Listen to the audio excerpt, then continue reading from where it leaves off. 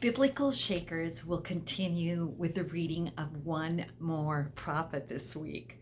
Malachi, the last post-exile prophet, is the final book of the Old Testament.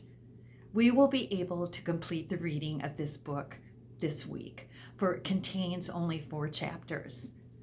On Monday, there will be an introduction to the book, followed by a chapter read on Tuesday through Friday, along with the corresponding salt shaker devotions for each day. Malachi means my messenger, and he did just that. He was in Jerusalem and confronted the people of their sins and encouraged them to restore the relationship with God. Does this sound like the same song, but the 5th or 6th verse? This was a ministry that took place about 4 centuries before Christ. This is the same situation that Ezra and Nehemiah encountered.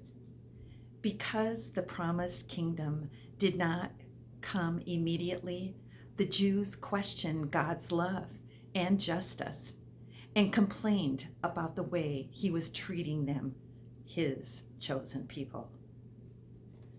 The people were backsliding, the priests were disobedient, and the nation was far from God.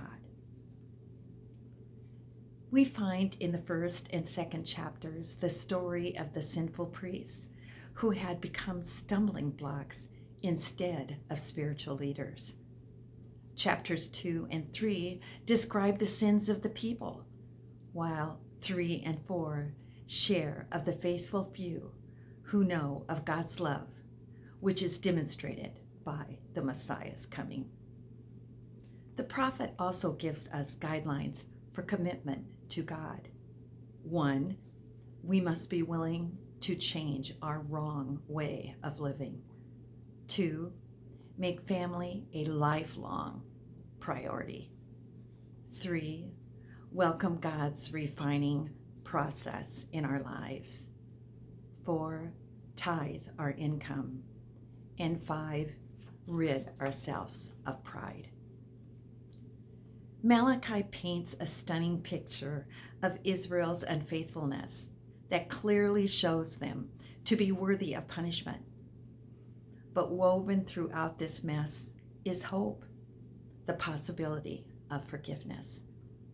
As written in the final chapter, quote, "But for you who revere my name, the Son of Righteousness will rise with healing in its wings," unquote. This is the title for Jesus Christ. He is to his people what the sun is to our galaxy, the center of all things and the source of life and light. The book of Malachi closes by pointing to the great final day of judgment. For those who are committed to God, Judgment Day will be a day of joy because it will usher in eternity with God's presence. This final book of the Old Testament is a type of bridge to the New Testament. You have waited for the Messiah. He is here. Continue the walk over the bridge, for our Savior awaits. Next week, we will be in the New Testament. What book will we be reading? You will have to check in and see. And remember, Biblical Shakers makes reading the Bible way more enjoyable for you. And I pray the Lord will put a hunger on your heart.